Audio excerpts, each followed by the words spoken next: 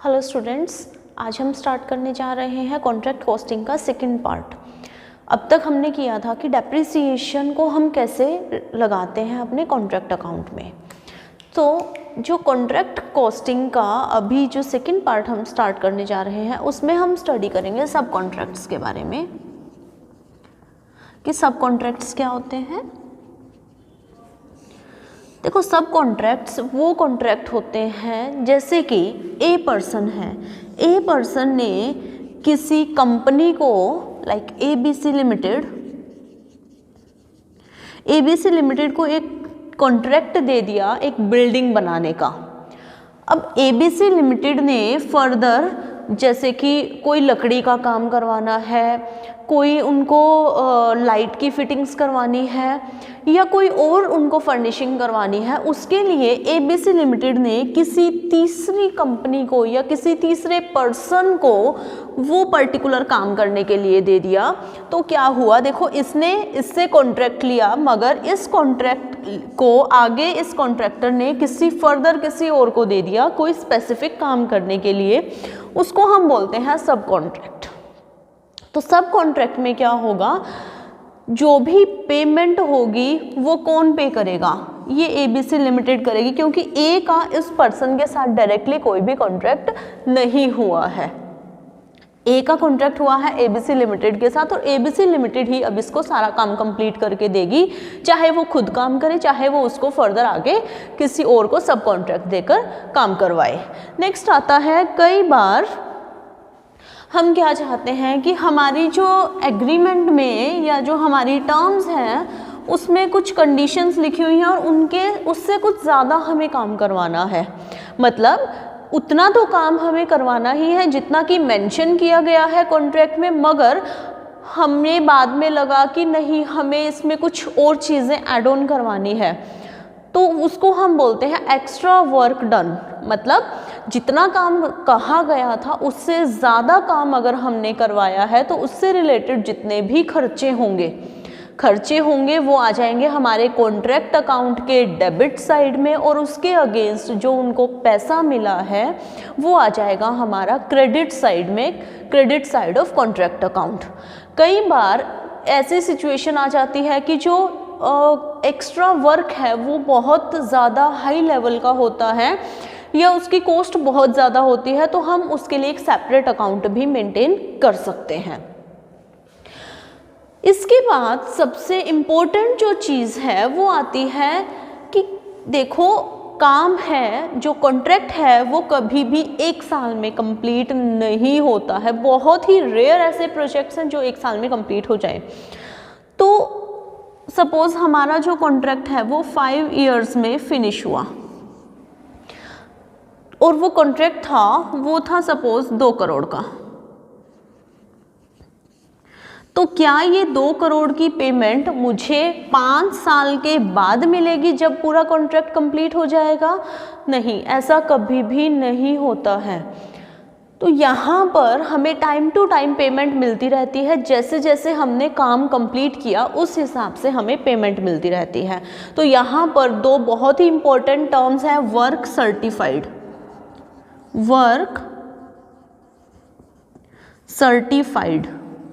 और work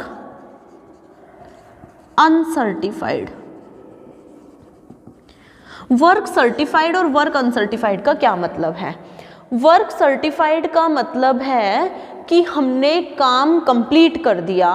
suppose देखो, जो हम यहाँ पर एक परसेंटेज को यूज़ करेंगे कि कॉन्ट्रैक्ट प्राइस का कितना हमने काम कंप्लीट कर दिया है, जैसे कि 10% काम कंप्लीट हो गया, 20% काम कंप्लीट हो गया, 40% हो गया, 50% हो गया, 70% हो गया, 80% काम कंप्लीट हो गया।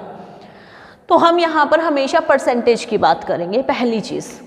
दूसरा, हम जिसने कॉन्ट्रैक्टर के साथ कॉन्ट्रैक्ट साइन किया है, जो भी ए पर्सन था, वो या तो किसी आर्किटेक्ट या किसी अपने पर्सन को, किसी अकाउंटेंट को भेजेगा, वो उस काम की इंस्पेक्शन करता है।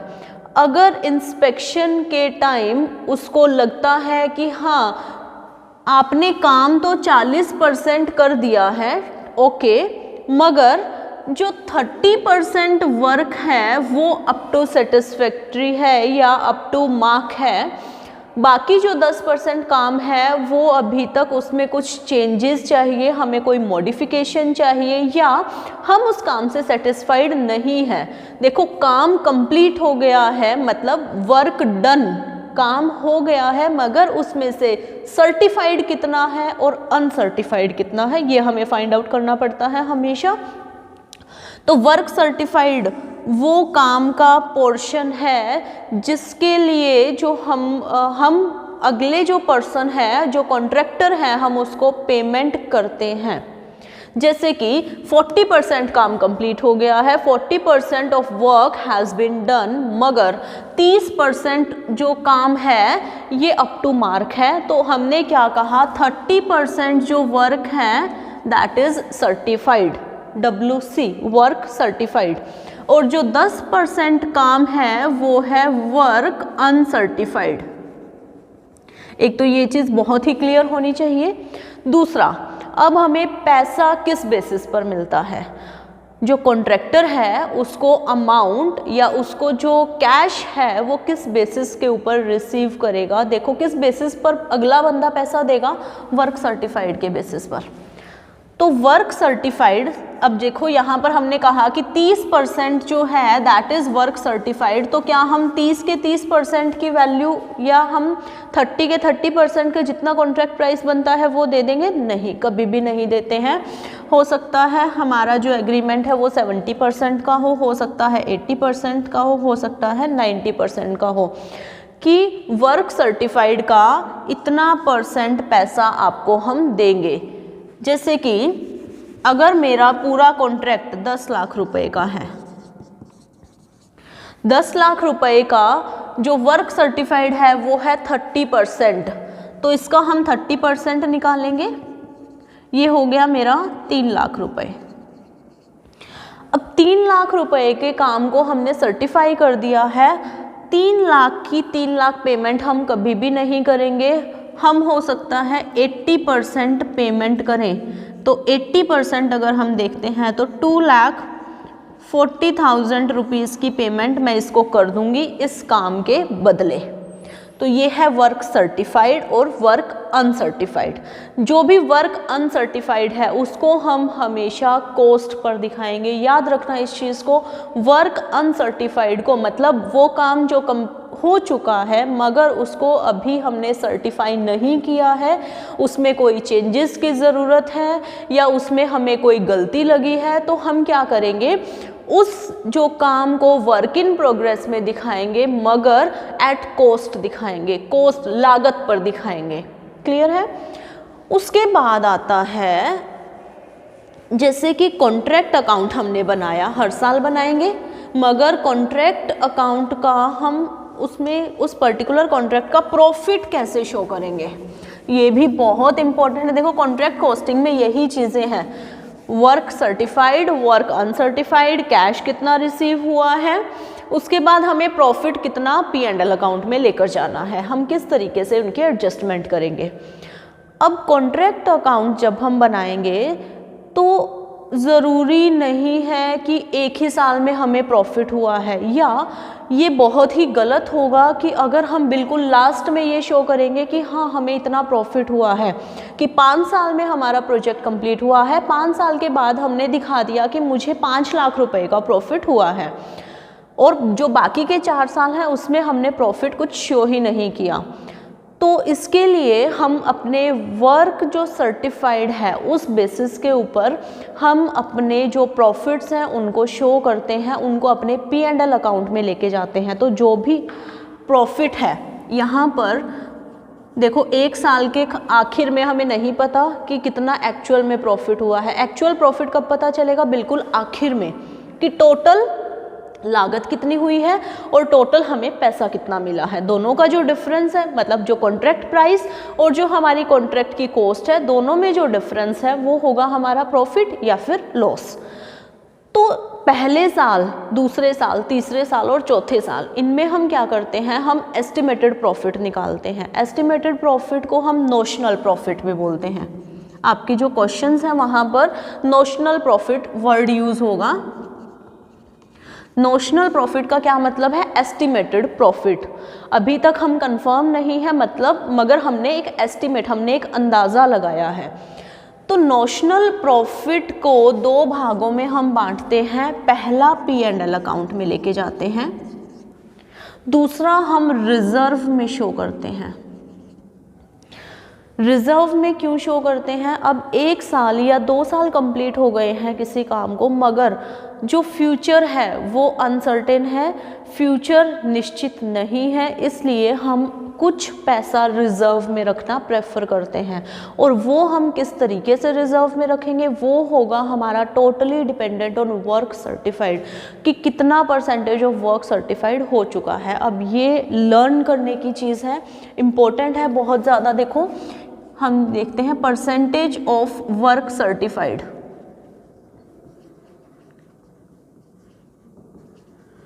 अगर मेरा जो काम है वो 0 से लेकर लेस देन 25% हुआ है, मतलब 0% से 25% से कम अगर मेरा काम हुआ है, तो मैं कितना प्रॉफिट लेकर जाऊंगी? Profit to